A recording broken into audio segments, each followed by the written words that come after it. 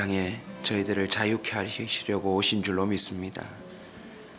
이미 십자가의 은혜 또 성령의 선물을 받고 살아감에도 불구하고 우리가 하나님의 말씀과 또 하나님의 능력을 오해함으로 말미암아 부활하지 못하며 또 자유하지 못하며 주님의 능력 안에 머물러 살지 못함을 불쌍히 여겨 주시옵소서. 오늘도 말씀 속에서 기도하는 가운데 풀려야 할 것들이 풀리는 은혜가 있게 하여 주시옵소서. 하나님께서 풀어주실 줄 믿고 예수님의 이름으로 기도하옵나이다. 아멘. 누가복음 19장 1절로 10절까지 말씀입니다. 결자해지 오늘 네 번째 시간입니다. 갚음이란 제목으로 말씀을 나누겠습니다. 우리나라에서 몇 년 전에 있었던 실제 사건입니다. 호텔 슬리퍼를 슬쩍 했던 미국인이 양심의 가책을 느끼고 9년 만에 그 슬리퍼 값을 지불했대요.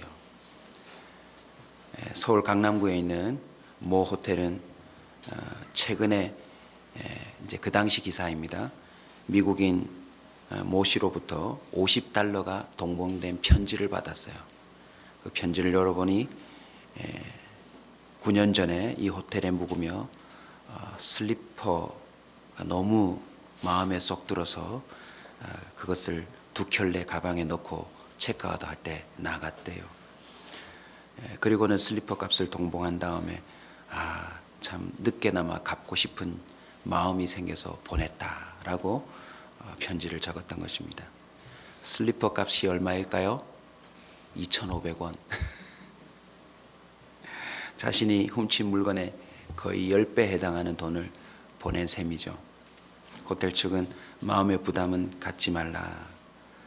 답장에 그 미국인이 보낸 슬리퍼 값 $50를 다시 담아 되돌려 보내었다고 합니다. 그리고 그 편지 끝에 이렇게 적었대요. 혹시 슬리퍼가 모자라면 또 얘기해라. 참 멋진 이야기죠. 갚는다고 하는 것은 자신의 삶 속에 묶여있던 뭔가를 푼다라는 의미입니다. 오늘 이 새벽에 이 해가 넘어가기 전에 내가 갚아야 할 것은 무엇인가? 그것에 대해서 우리가 좀 생각해 봤으면 좋겠습니다. 오늘 본문 잘 아시죠? 삭개오 이야기입니다. 삭개오가 예수님의 소문을 듣고 그 예수님의 얼굴이라도 한번 보고 싶어서 나무 위로 올라가지요. 그 나무 이름도 돌무화과 나무. 주님께서 젖붙임에 관한 이야기를 하실 때 주로 감람나무와 돌무화과 나무 뭐 이런 나무들을 이야기하시는데 하필 돌무화과 나무 위로 올라갑니다. 물론 그 당시에 이 나무들이 가까이에 있었으니까 비유에 사용되었겠죠. 마치 젖붙임을 받는 사람이냐 그 나무 위에 올라갔다가 예수님이 오셔서 내려오라. 오늘 내가 너희 집에 유하겠다라고 말씀하십니다. 그런데 7절에 보시면 뭇사람이 보고 무엇하고 있습니까? 수군거리고 있습니다. 여러분, 왜 수군거렸을까요? 명확하게 표현한 이유를 보니 왜 죄인의 집에 들어가느냐? 삭개오는 그 주변에서 무엇으로 정죄된 사람입니까? 죄인. 그러나 개인적으로 보면 삭개오는 부자 그리고 세리이기 때문에 지금도 부자이지만 앞으로도 더 부자가 될 아주 개인적으로는 성공한 사람입니다. 그럼에도 불구하고 주변에서는 수군수군거림의 대상이었어요. 저와 여러분은 어떻습니까? 우리가 길을 갈 때 우리의 이름이 어디선가 거론될 때 수군거림의 대상은 혹시 아닙니까? 저는 얼마 전에 우연찮게 처음 뵙는 분을 만났다가 그분의 입에서 내가 아는 사람에 대한 이야기들이 줄줄이 나오는 걸 보면서 참 두려웠습니다. 그분의 요지는 이것이었습니다. 그분의 이름이 등장하는 순간 그분의 얼굴이 정말 순식간에 굳어지면서 그 사람이 내게 돈 8천만 원을 떼먹고 어느 나라로 선교사로 갔다 아닙니까? 와, 정말 놀라운 이야기입니다. 물론 저도 그분이 조금 그러저러한 삶을 살고 외국으로 갔다는 말을 소문을 듣기는 했지만 그 실제 피해자를 제가 눈앞에서 볼 줄은 몰랐습니다. 그리고는 있었던 이야기를 하는데 참 안타깝게도 그 일이 교회 내에 또 여러 사람하고 관련된 일들이더라고요. 더 안타까운 건 아직도 갚지 않아서 그 사람 이름 앞에 치가 떨린대요. 그런데 제가 얼마 전에 그분이 교회에서 자기의 자녀의 결혼식을 하는 걸 제가 봤거든요. 야, 이건 참 무슨 상황인가.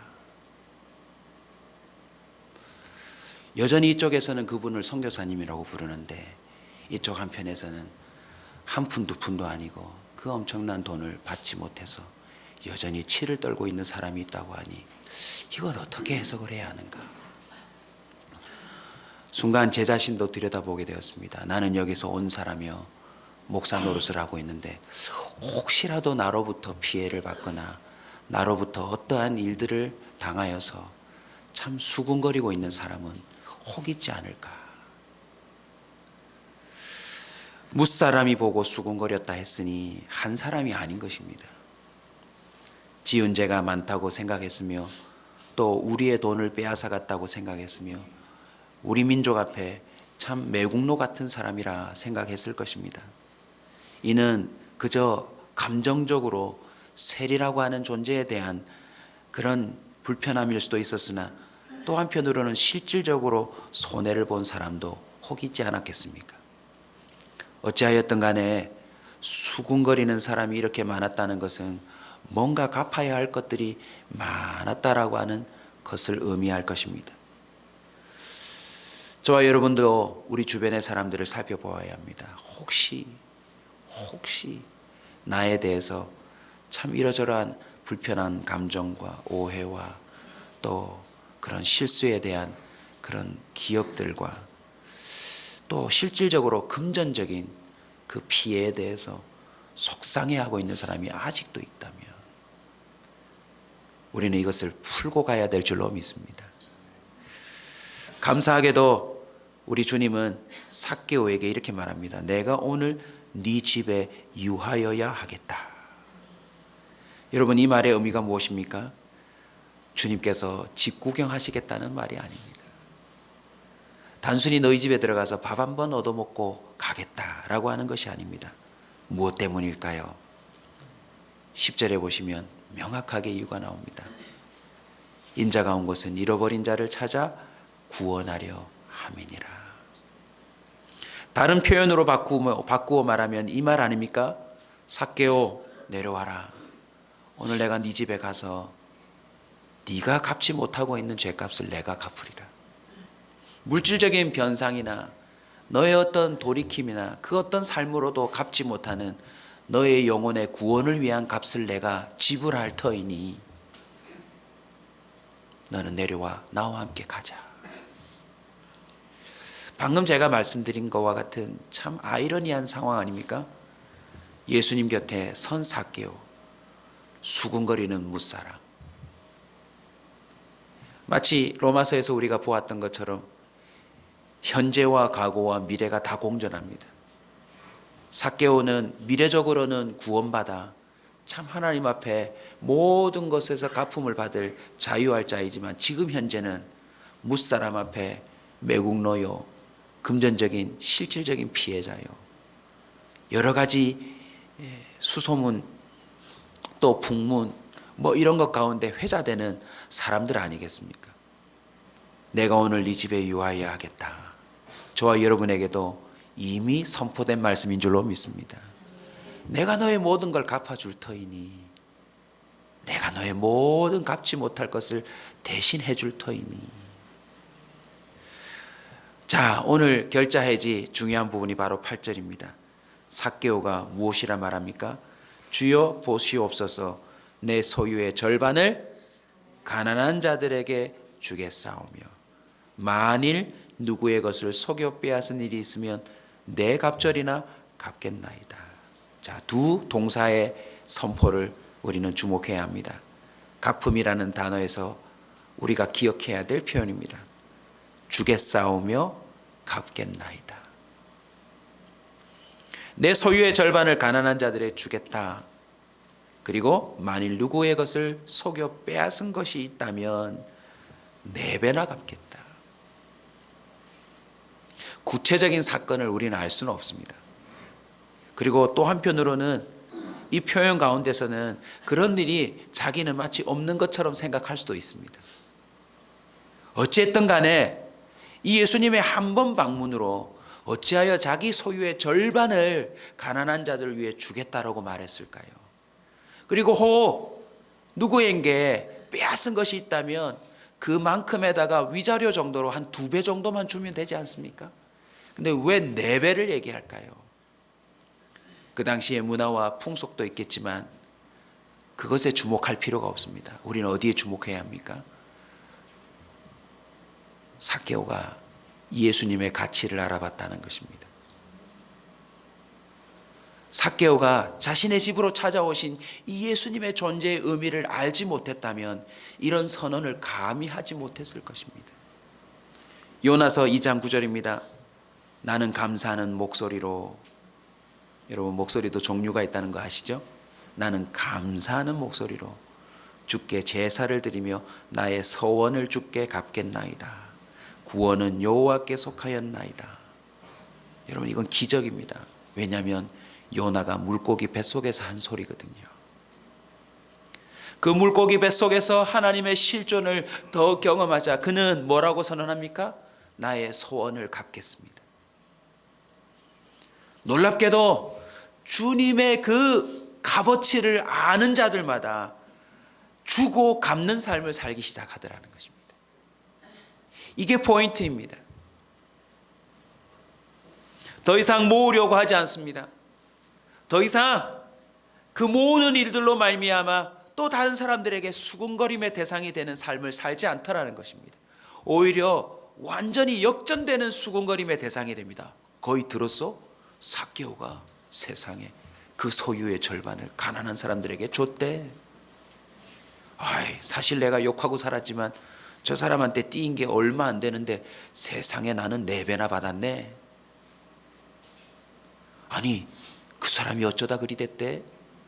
아이고 예수님이 그 집을 한번 방문했더니 그 사람이 그렇게 변했다네. 이게 바로 저와 여러분들이 경험해야 할 결자해집니다. 예수님이 저와 여러분의 인생의 모든 문제를 풀어주셨다고 믿는다면, 그걸 경험했다면 우리는 주고 갚는 삶을 살아야 될 줄로 믿습니다. 그런데 아직까지도 주님을 집에다 모셔놓고 이런 복 저런 복을 달라고 외치는 사람들이 있더라는 거죠. 그러다가 또 빚지고 그러다가 또 빚지는 사람들이 있더라는 거죠. 예수님의 그 찾아오심이 무엇을 의미하는지 그 가치를 알지 못했다면 그는 그 집에서 그 수많은 사람들이 보는 앞에서 이런 선언을 하지 못했을 것입니다. 이것은요 그냥 단순히 허풍이 아니었음이 틀림없습니다. 어떻게 알 수 있나요? 9절을 보십시오. 예수님이 그 삭개오의 고백 앞에 이런 말씀을 하십니다. 오늘 구원이 이 집에 이르렀으니 이 사람도 아브라함의 자손이미로다. 삭개오가 소유의 절반과 혹시라도 갚아야 될 것이 있으면 4배나 갚겠습니다라고 하는 이 고백은 어디와 연결되는 줄 아십니까?